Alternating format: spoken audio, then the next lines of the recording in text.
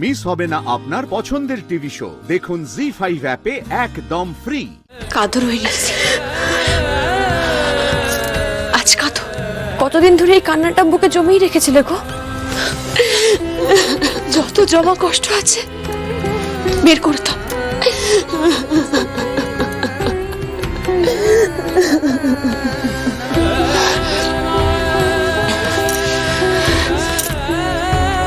রোহিণী দিদি, তোমার এই চোখের জল, তোমার এই কষ্ট, তোমার এই ত্যাগ আমি বিফলে যেতে দেব না। ওই মানুষটাকে আমি তোমার সামনে এনে দাঁড় করাবই, কথা দিলাম আমি। কেন আমাকে এই মিথ্যে সান্ত্বনাটা দিচ্ছ শ্যামলী?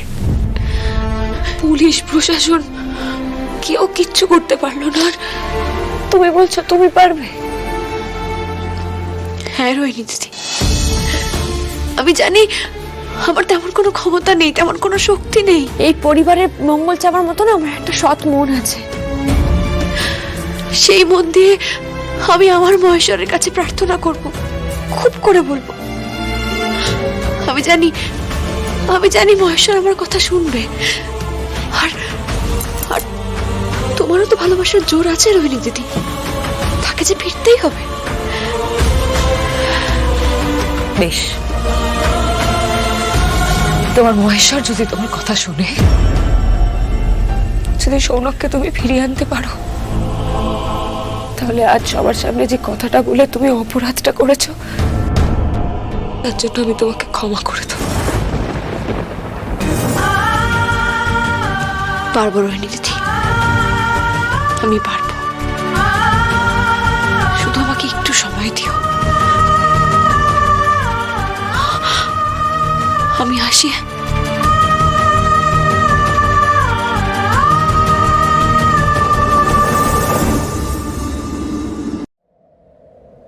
এ কি অভিশাপ লাগলো আমাদের বাড়িতে। কিঞ্জল হারিয়ে গেল, আমার জীবনটা পুরো এলোমেলো হয়ে গেল। ভেবেছিলাম যে রোহিণীর জীবনটা অন্তত সুন্দর হবে, ওর একটা মিষ্টি সংসার হবে। ওর জীবনেও এত বড় ঝড় এসে সবটা তছনছ করে দিয়ে চলে যাচ্ছে। আমাদের এই সুন্দর পারিবারিক ছবির পেছনে যে এত অন্ধকার জমেছিল, কিছু ভাবতেই পারছি না, কিচ্ছু ভাবতে পারছি না আমি। স্যার, স্যার ম্যাডাম কেমন আছেন? ঠিক আছে, এখন ডক্টর ওষুধ দিয়েছে। আসলে প্রেশারের প্রবলেম আছে তো, একটু স্ট্রেস হলেই সেটা ইনক্রিজ করে যায়। এনিওয়ে, যাই হোক, কি বলবেন বলুন। হ্যাঁ স্যার, বলতে এসেছি যে আপনি একটু রোহিণী দিদিকে সময় দিন, ওর পাশে থাকুন, ওকে আগলে রাখুন। অন্তত যতদিন না পর্যন্ত সৌনক দাদাকে আমি রোহিণী দিদির সামনে এনে দাঁড় করাতে পারছি, ততদিন পর্যন্ত। শ্যামলী, কি মানে সৌনককে নিয়ে আসবেন মানে কি বলছেন আপনি? হ্যাঁ স্যার, নিয়ে আসবো আমি রোহিণী দিদিকে কথা দিয়েছি, সৌনক দাদাকে ওর সামনে এনে দাঁড় করাবো। অন্তত একবারের জন্য জীবনের হিসেব নিকেশগুলো ঝালিয়ে নেওয়ার দরকার, খুব দরকার। তারপর রোহিণী দিদি যেটা ঠিক করবে সেটাই করবে। আপনার মাথা খারাপ হয়ে গেছে শ্যামলী, আপনি কি বলছেন এই সমস্ত কথাবার্তা? আরে শ্যামলী, রোহিণী পাগলামি করছে। একটা ছেলের জন্য কেউ নিজের জীবন নষ্ট করে নাকি শ্যামলী? পাগলাম হবে হয়তো, কিন্তু আসলে মাথার উপর সিঁদুর উঠে গেছে তো। এই সিঁদুরটা না বড্ড গন্ডগোলের জিনিস স্যার, বড্ড গন্ডগোলের জিনিস। একবার মাথার উপর উঠে গেলে পুরো জীবনটার সঙ্গে জড়িয়ে যায়। তখন একটা মেয়ে ওই সিঁদুর মুছে দিয়ে, ওই সিঁদুর ছেড়ে ফেলে কি করে নিজের জীবনটাকে চালাবে বুঝেই উঠতে পারে না। পুরো পৃথিবীটা টালমাটাল হয়ে যায়। এই দেখুন না, দেখুন না রোহিণী দিদি সে কবে একবার বিশ্বাস করে মাথায় সিঁদুর দিয়েছে, ব্যাস পুরো অস্তিত্বের সঙ্গে এই সিঁদুরটা জড়িয়ে গেছে।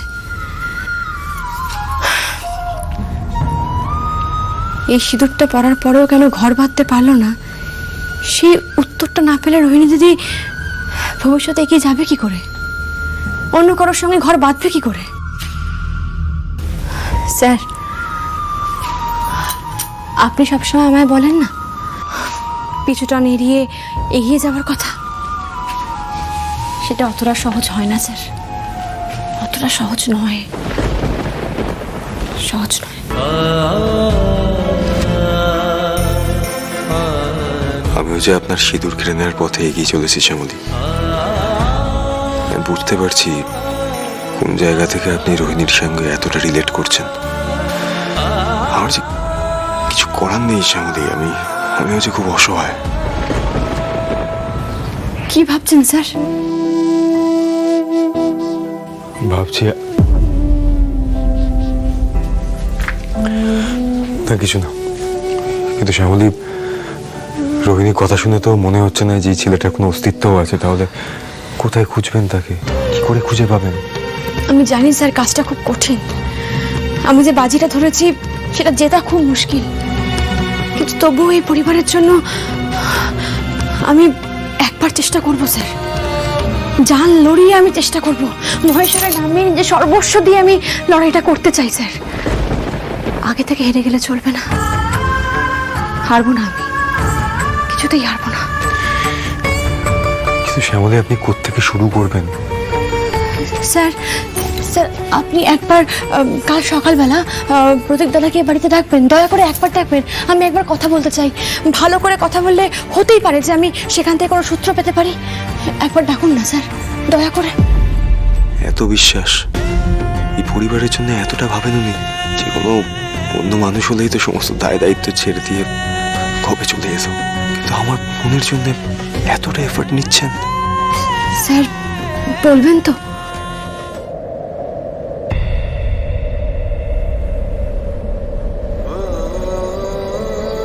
অফকোর্স শ্যামলী, আমি বলবো, থাকবো আমি আপনার পাশে। আমি আপনার সাথে একসাথে মিলে সৌনককে খুঁজবো। আমি জানি না শ্যামলী, আপনি এত মনের জোর কোত্থেকে পান।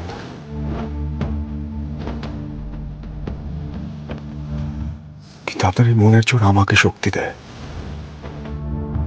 আমি নিজেও হয়তো আমার বোনের জন্য এইভাবে ভাবতে পারতাম না যেভাবে আপনি ভাবছেন। আজকে আরো একবার আপনার কাছে কৃতজ্ঞ থাকলাম।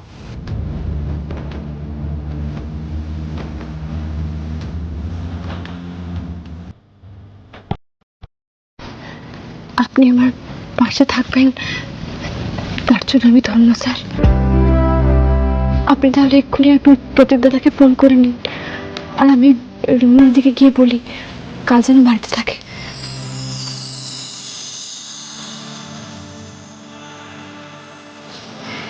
আসি স্যার।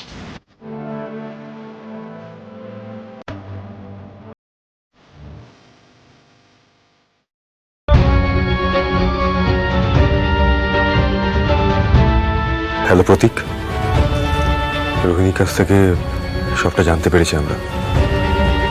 কালকে একবার আমাদের বাড়িতে আসবে প্লিজ। জি5 ডাউনলোড করুন আর সব এপিসোড দেখুন একদম ফ্রি।